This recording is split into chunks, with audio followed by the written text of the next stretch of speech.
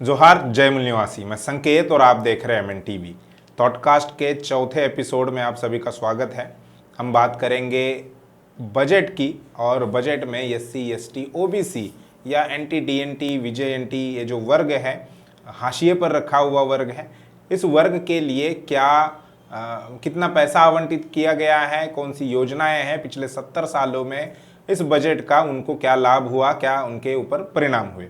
और ये चर्चा करने के लिए हमारे साथ एमएन टीवी के मुख्य संपादक कुमार काले सर हैं। मैं उनका स्वागत करता हूं। शुक्रिया। और सबसे पहला मेरा सवाल ये है, पिछले 70 सालों से बजट पेश किया जा रहा है संसद के अंदर, लेकिन अभी भी जो एससी एसटी ओबीसी के लोग हैं या जो साधारण लोग हैं, उन लोगों को बजट समझ में नहीं आता, या बजट को ऐसे लेकर एक बड़ा ये बना हुआ है कि ये बहुत क्रिटिकल है, बहुत सारे आंकड़े दिए जाते हैं, अखबारों में कई मोटे मोटे आंकड़े होते हैं, तो लोगों को समझने के लिए दिक्कत होती है। आसान भाषा में इस बजट को कैसे समझा जाए?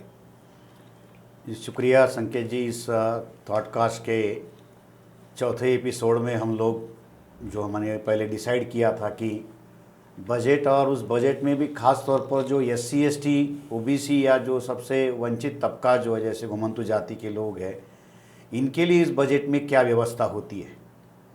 जो बात आपने कही कि भाई बजट के बारे में लोग इतने ज़्यादा उदासीन क्यों हैं या उनको बजट समझ में क्यों नहीं आता, तो उसका मूल कारण ये है कि बजट के बारे में लोगों को जानकार बनाने के लिए सरकार के द्वारा, मीडिया के द्वारा कोई पहल ही नहीं की जाती जी। और ख़ास तौर पर बजट केवल उद्योगपतियों के लिए है, बिजनेस में रहने वाले लोगों के लिए है, थोड़ा बहुत जो हमारे लोग व्यापार करते हैं उनके लिए है, और नौकरदार जो वर्ग होता है, जो सैलरी जो एम्प्लॉय क्लास है, उसको कितना टैक्स में एग्जम्पशन मिला, इनकम टैक्स बढ़ा या कम हुआ, यही एक ऐसा 5-10% वाला जो हिस्सा है उसको ही लेकर ये बजट की चर्चाएं घूमते रहती है। मगर असल में बजट हर आदमी से जुड़ा हुआ है, क्योंकि हर आदमी कमाता है और हर आदमी खर्च भी करता है जी। तो उसका भी अपना एक बजट होता है। हर परिवार के अंदर बजट बनाया जाता है और हर परिवार में बजट बनाने का काम उस घर की महिलाएं करती है। उस महिला के पास में घर के सारे बजट का प्लानिंग होता है। बिल्कुल। क्योंकि कमाने का काम अगर घर का कोई पुरुष करता है, कोई जैसे मान लो घर में कोई कमाता है, जैसे पति कमाता है, तो कमाने के बाद में उसकी आई हुई सैलरी से घर चलाने की जिम्मेदारी तो उस महिला की होती। तो महिला उस घर का बजट बनाती कि भाई खाने में कितना जाएगा, राशन कितने का लगेगा, गैस का कितना होगा, दूध के ऊपर कितना जाएगा, फिर परिवार के जो सदस्य है उसके दवा दारू के लिए, कोई बीमार है तो उसके लिए कितना खर्चा होगा, मेहमान है, रिश्तेदारी है, तो ये सारा जो बजट का जो हिस्सा है ये महिलाएं तय करती है। और जिस घर में महिलाएं बजट के मामले में ज़्यादा सेंसिटिव होती है, हर महिला बजट के लिए लेकर ज़्यादा सेंसिटिव होती है, तो वही घर जो है हम ये कह सकते हैं कि सही तरीके से चलता है। दूसरी बात, आपकी जो अमीरी है, आप कितना कमाते हो उसके ऊपर तय नहीं होती। तो आपकी अमीरी जो है, आप कमाते हो उससे भी ज़्यादा आप कितना बचाते हो उसके ऊपर बनती है जी। आपने कमाया और उतना ही खर्चा किया तो फिर आपकी सेविंग्स तो नहीं बचती। तो बजट में सेविंग की भी व्यवस्था होती है और ये सारा हर परिवार से जुड़ा हुआ मामला है। आप कोई भी बात उठाओ, हर चीज़ में बजट जुड़ा होता है। जैसे अखबारों में आपने ऐड देखे होंगे, बहुत सारे रियल इस्टेट के ऐड आते हैं जी।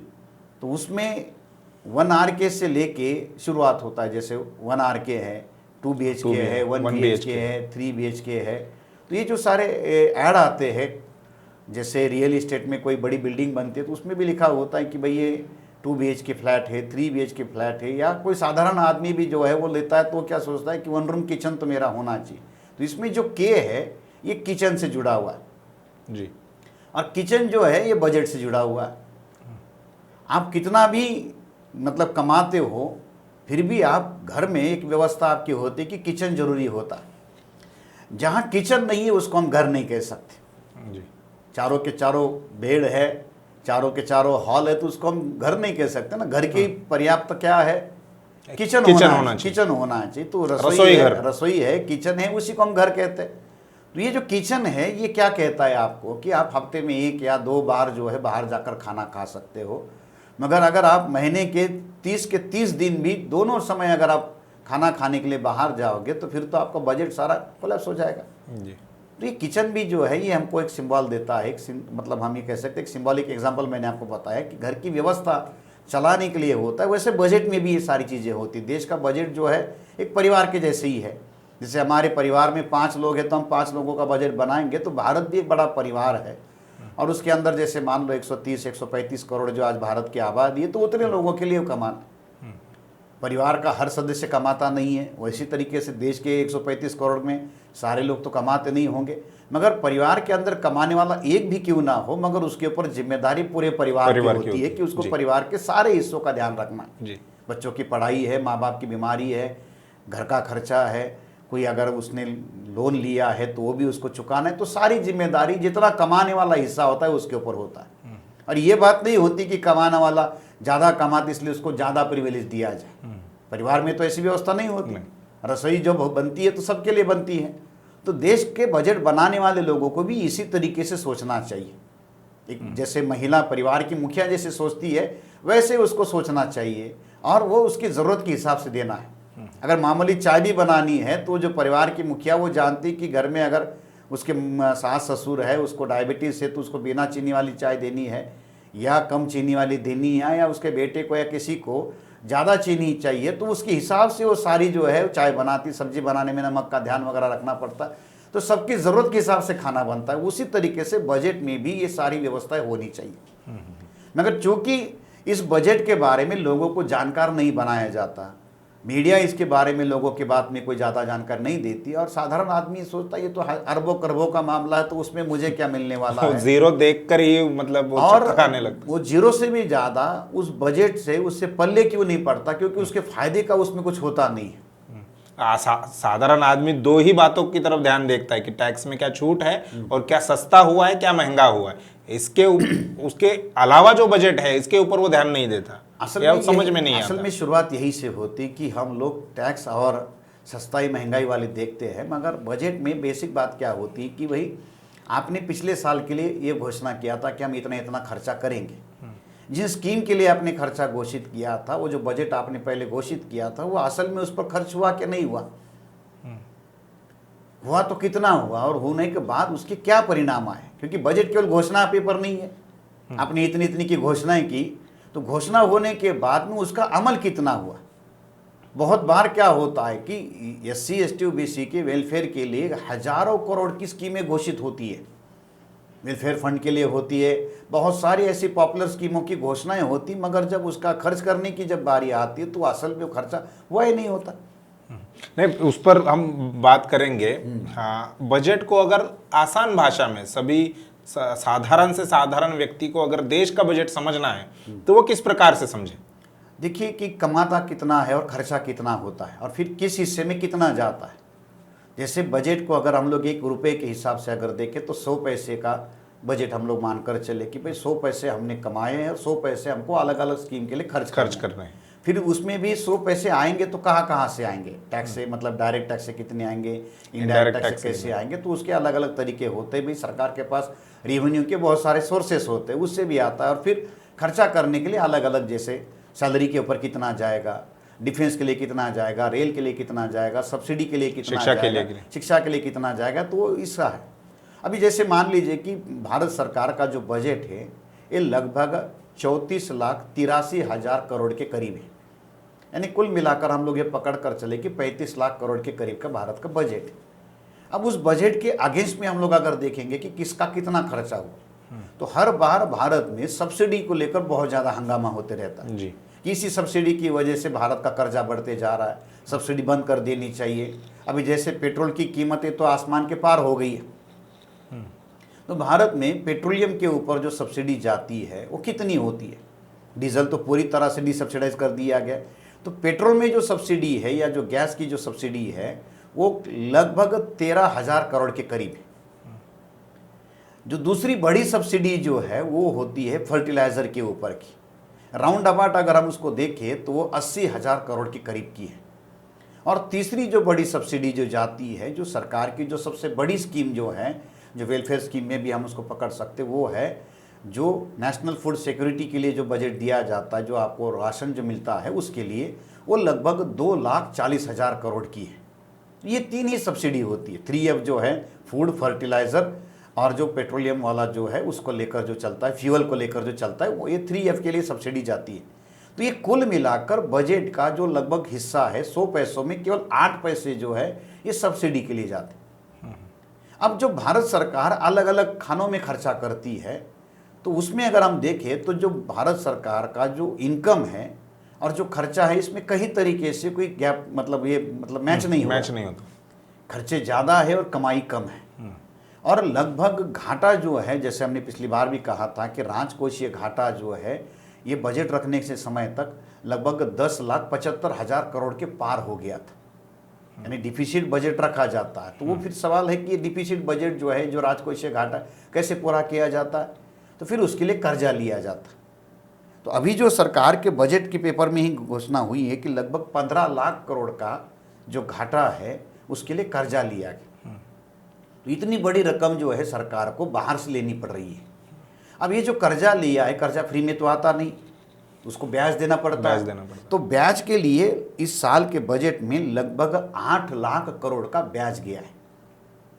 यानी जो पिछले साल पहले जो लिया था, अब तक जो लिया गया अब तक जो जो सरकार का जो आंकड़ा ये कहता है कि लगभग 107 लाख करोड़ का कर्जा भारत पर है। जब मोदी जी प्रधानमंत्री बने थे तो उस समय लगभग 54 लाख करोड़ का था। तो अब ये बढ़कर 2 टाइम्स बड़ा हो गया है और 107 लाख करोड़ का कर्जा हो गया। अब ये इसमें पकड़ा नहीं है, हो सकता है आंकड़े कम ज़्यादा भी हो, मगर जो टोटल हमारा जो एक्सपेंडिचर है उसमें से 20% रकम जो है, यानी 20 पैसा जो है 100 पैसे में सा, मतलब 5वां हिस्सा जो है हमारा तो केवल ब्याज पर ही जाता है।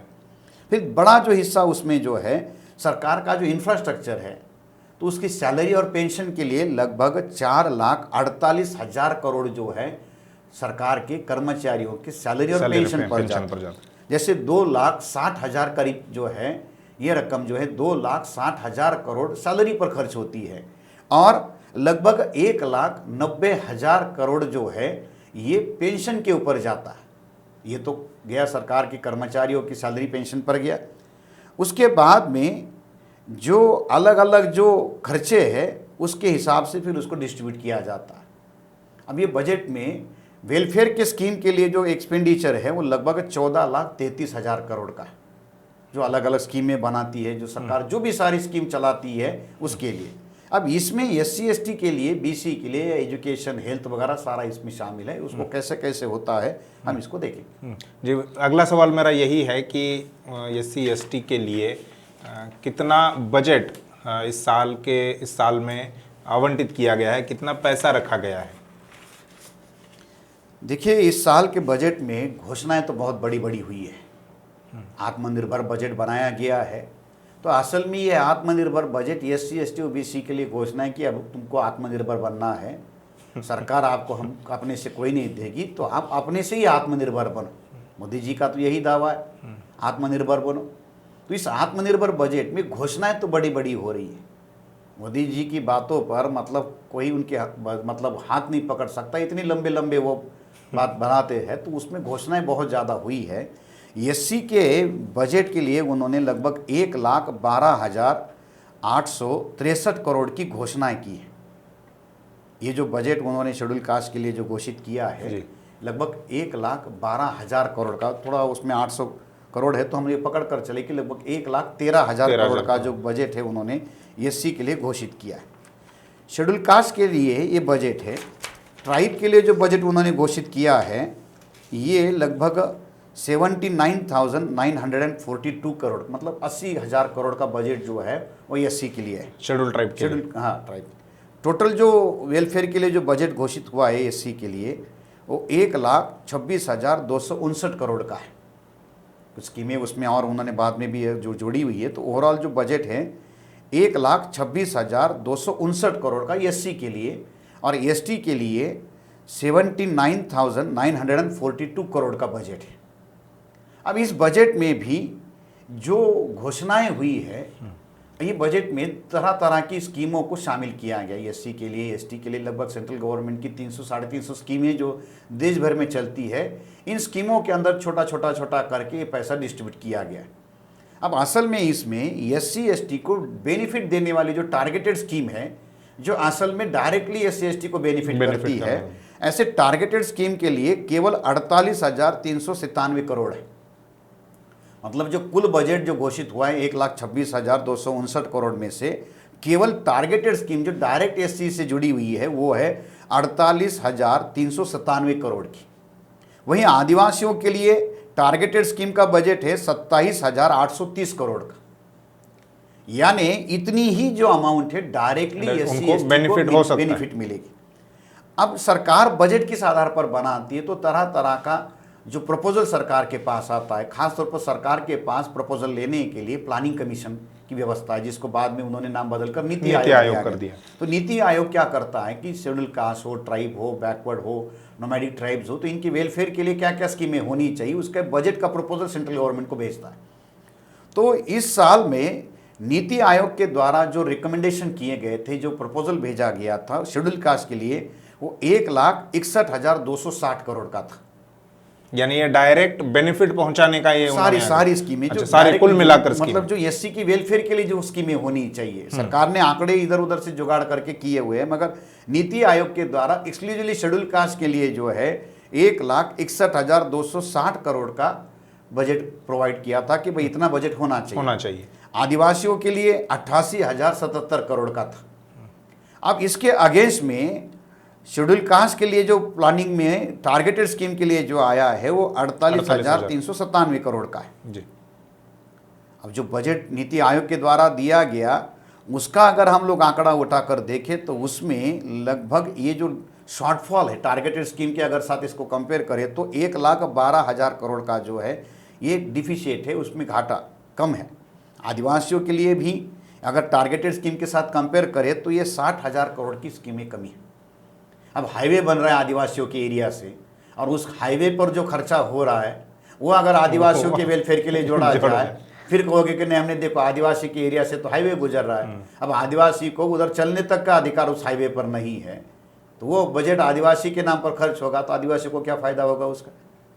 बल्कि आदिवासियों की जमीन उसके लिए एक्वायर की जाएगी, उसके जंगलों से उसको बेदखल किया जाएगा। तो इस तरीके से टारगेटेड स्कीम जो है यही एक्चुअल बेनिफिट देने वाली स्कीमें होती है, इसमें सरकार बजट कम करती जा रही है। अभी आपने इतने जो आंकड़े बताए तो क्या वो पर्याप्त है? जो नीति आयोग ने जो प्रपोजल दिया वो तो सरकार ने कम ही पैसा दिया, जो जितने का प्रपोजल आया, तो जो दिया गया है क्या वो पर्याप्त है? नॉर्थ इंडिया में एक कहावत है कि ऊँट में मुंह में जीरा लगाना। ये जो बजट है ये बजट वाकई ही SC ST BC या माइनॉरिटीज़ के लिए, नोमैडिक ट्राइब्स के लिए किसी भी तरीके से वेलफेयर के लिए उनको राहत देने वाला बजट नहीं होता। शुरू से ही इस बात की अनदेखी करती जा रही है। अब आप मामला देखिए कि देश में लगभग 15-16% शेड्यूल कास्ट के लोग हैं, 8% आदिवासी है, तो कुल मिलाकर ये देश की 1/4 आबादी है।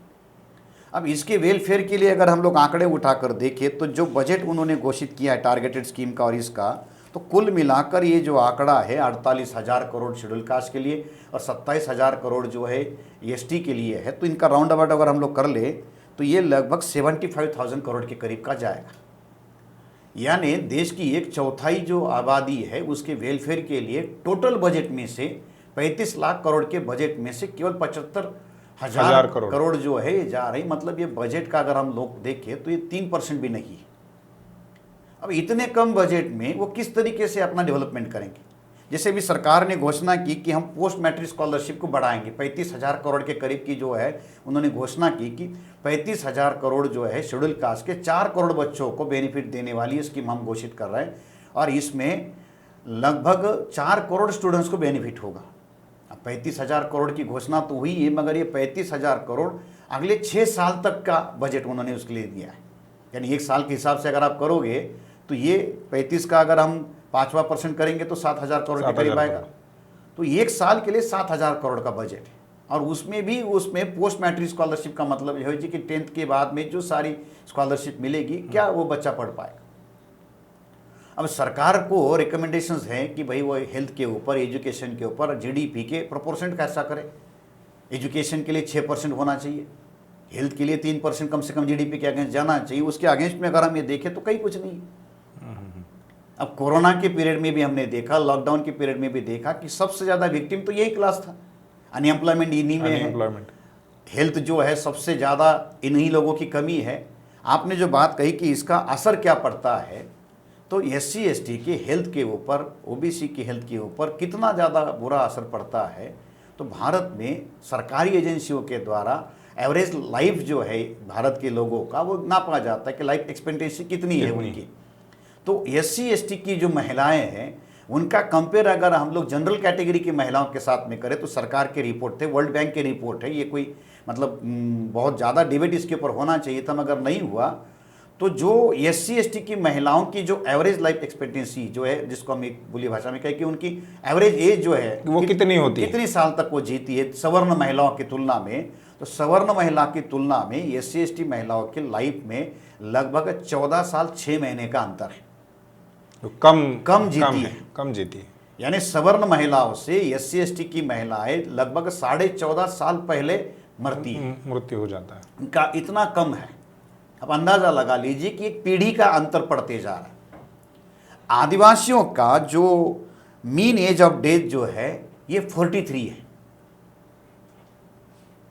आदिवासियों का जो मीन एज ऑफ डेथ जो है वो 43 है, मतलब जो भरी जवानी में आदिवासी मर रहे हैं। शेड्यूल कास्ट का ये मीन एज जो है डेथ का वो 48 है।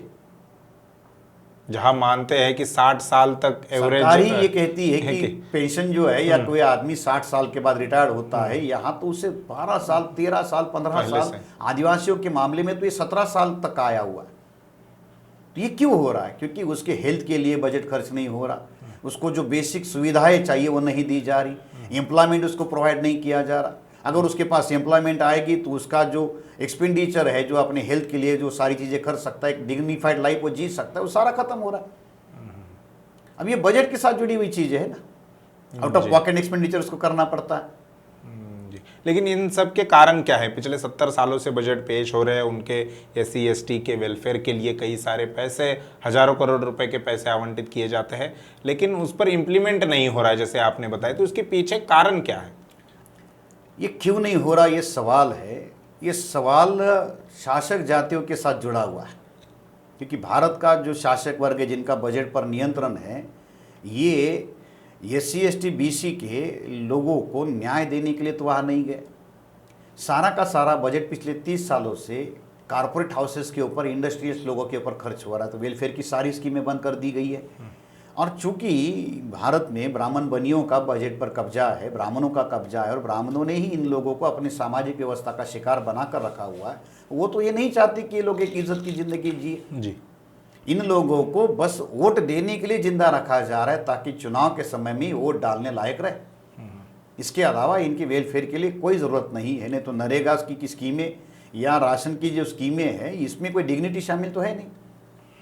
भारत में जो पर कैपिटा इनकम जो GDP के हिसाब से अगर हम देखें तो इसमें इस साल गिरावट आई है। GDP की में जो 7.7% की गिरावट है, तो पर कैपिटा इनकम में भी GDP आई है और लगभग 1 लाख के नीचे 99,155 जो है भारत का पर कैपिटा इनकम बना है।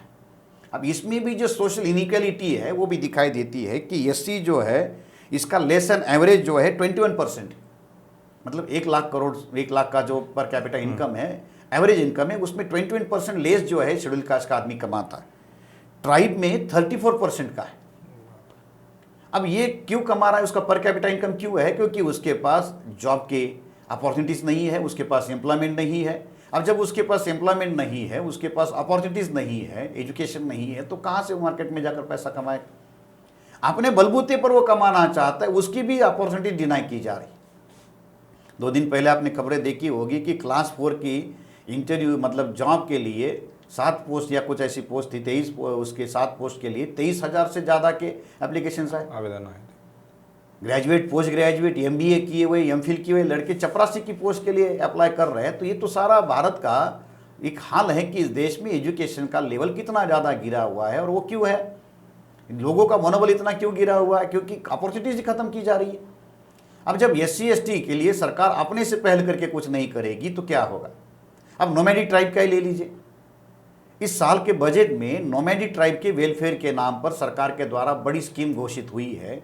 सरकार के आंकड़े ये कहते हैं, रेनके कमीशन के आंकड़े ये कहते हैं कि देश में लगभग 10 करोड़ से ज़्यादा का नोमैडिक ट्राइब क्लास है। रेनके कमीशन के आंकड़ों में तो ये और भी ज़्यादा डिटेल में है, मगर 10 करोड़ से ज़्यादा का जो घुमंतु जाति का जो है नोमैडिक ट्राइब है, डीनोटिफाइड ट्राइब्स है, इनके वेलफेयर के लिए सरकार के द्वारा केवल 50 करोड़ के बजट की घोषणा है। यानी एक घुमंतु जाति के आदमी के विकास के लिए साल भर में केवल 5 रुपए, महीने के हिसाब से आप निकालो कितना होगा। अब भिखारी भी 1 रुपया 2 रुपये का भीख नहीं लेगा, तो घुमंतु जाति को सरकार क्या कर रही हो? आपको 50 करोड़ में उसका क्या डेवलपमेंट होगा, आप अंदाजा लगाए। ओबीसी के लिए सरकार के द्वारा जो पोस्ट मैट्रिक स्कॉलरशिप थी उसमें भी कम कर दिया गया है, 115 करोड़ उसमें कम किया। इस साल पोस्ट मैट्रिक स्कॉलरशिप के लिए ओबीसी के लिए केवल 1300 करोड़ का बजट रखा गया, जो पिछले साल 1415 करोड़ था। सरकार ने 115 करोड़ पोस्ट मैट्रिक स्कॉलरशिप जो थी ओबीसी की कम की। प्री मैट्रिक स्कॉलरशिप जो है वो 250 करोड़ है। अब 52% ओबीसी है, देश की आधी आबादी है, और देश के आधी आबादी के एजुकेशन के लिए कितना बजट हो रहा है? तो हम लोग अगर ये पोस्ट स्कॉलरशिप और पोस्ट और प्री मैट्रिक स्कॉलरशिप अगर पकड़ कर भी चले तो लगभग 1550 करोड़ है। तो देश के बच्चों का अगर हम लोग मान लें, अगर 100 बच्चे स्कूल में पढ़ रहे तो उसमें से 50% तो ये ओबीसी के बच्चे। अब उनके नाम पर कितना आ रहा है? 250 करोड़। 10वीं से नीचे तक बच्चों को कितना मिलेगा? 250 करोड़। वो भी कब? जब उसका बाप या उसका जो पेरेंट है, गार्डियन है, वो अप्लाई करेगा, डॉक्यूमेंट प्रोवाइड करेगा तब। अभी स्कॉलरशिप के लिए भी किसी तरीके से कोई अवेयरनेस नहीं है। स्टूडेंट के प्रोपोर्शनेट में स्कॉलरशिप होनी चाहिए, नहीं होता। तो सरकार ये कहती है कि आप 250 करोड़ में अपना एजुकेशन पूरा करो, आप ये कहते हो कि 50 करोड़ में घुमंतु जातियों का डेवलपमेंट होगा, कैसे संभव है? क्या ओबीसी के लिए, ओबीसी के वेलफेयर के लिए अलग से कोई आवंटित किया गया? इस बार के बजट में तो ऐसा कोई आंकड़ा सरकार ने नहीं घोषित किया कि भाई ये जो है हम लोग बैकवर्ड क्लासेस के लिए दे रहे हैं। और बैकवर्ड क्लासेस के लोगों की तरफ से भी इसके लिए कोई डिमांड जो है जो बड़ी होनी चाहिए वो नहीं हो रही, क्योंकि ओबीसी के लोगों को तो उन्होंने राम मंदिर दे दिया है। जी, जनगणना का भी मुद्दा इसमें इम्पोर्टेंट है, क्योंकि जनगणना ही नहीं तो पता नहीं सरकार को, सरकार आंकड़े नहीं जुटाती, और आंकड़े ना होने के कारण बताकर बजट के लिए भी सरकार चालाकी करके उस मामले को आगे धकेल देती। बजट के लिए मतलब जनगणना के लिए भी हजारों करोड़ का बजट है, लगभग 13-14 हजार करोड़ का बजट सेंसस के लिए है। सरकार ने सेंसस के लिए तो बजट रखा हुआ है, मगर जिनकी सेंसस होने वाली है उस बैकवर्ड क्लासेस के लिए कुछ नहीं है। अभी जो हमने वो पढ़ा कि उसमें भिखारियों के लिए, ट्रांसजेंडर्स के लिए 70 करोड़ का बजट एलोकेट है। अब ट्रांसजेंडर्स और भिखारियों से कई गुना ज़्यादा नोमैडिक ट्राइब के लोग हैं। जी बिल्कुल, मगर नोमैडिक ट्राइब के लिए 50 करोड़ है।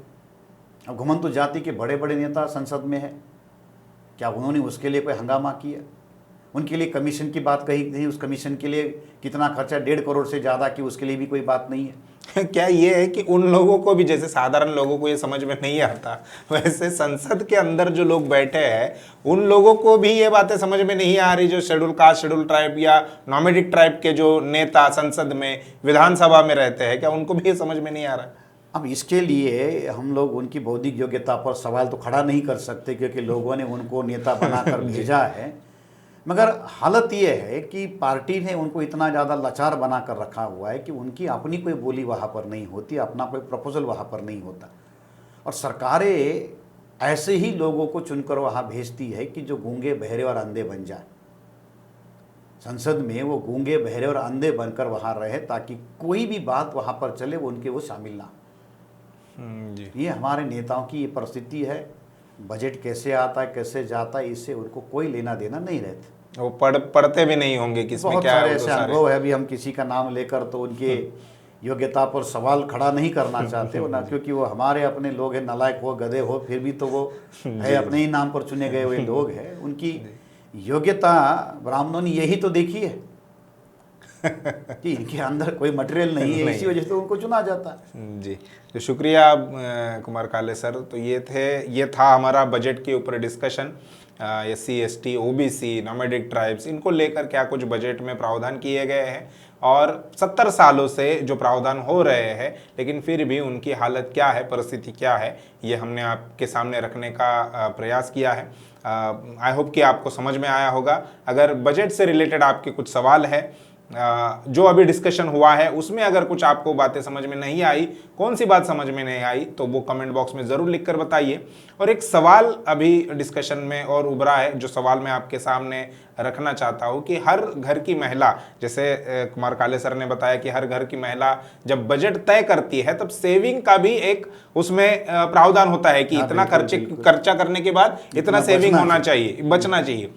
पिछले 70 सालों में मेरी जानकारी के हिसाब से जो बजट पेश किया गया वो पुरुषों ने किया। अभी जो 3 साल से महिला बजट पेश कर रही है, लेकिन फिर भी ये बजट घाटे में ही है।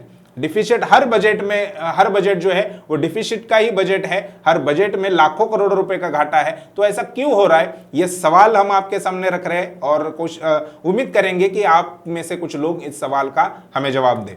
अब तक के लिए बस इतना ही। आप देखते रहिए MN TV। शुक्रिया।